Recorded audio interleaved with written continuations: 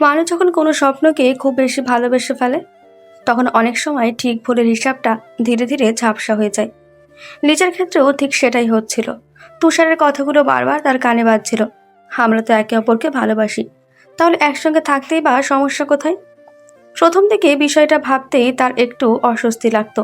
সমাজ কি বলবে, পরিবার কি ভাববে, এসব প্রশ্ন তাকে কিছুটা হলেও ভাবাতো। কিন্তু প্রতিবারই তুষার তাকে আশ্বস্ত করত।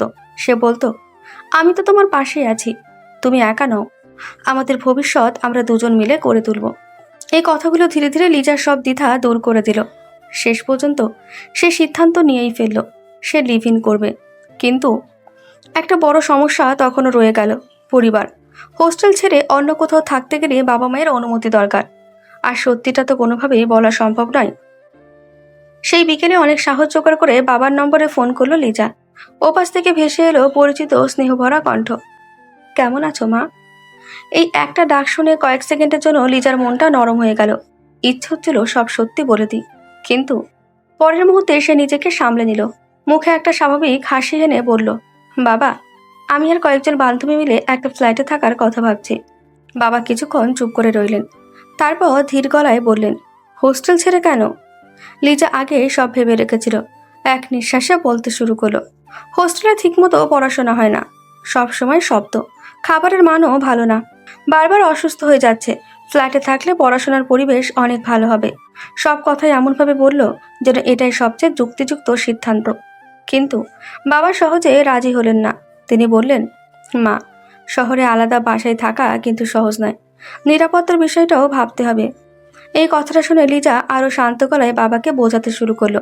সে বলল, ফ্ল্যাটটা বিশ্ববিদ্যালয়ের খুব কাছেই, বিল্ডিংয়ে শুধু পরিবার থাকে, দারোয়ান আছে, সিসিটিভি আছে, তার সঙ্গে থাকবে আরো কয়েকজন বান্ধবী, সব মিলিয়ে কোনো সমস্যা হবে না।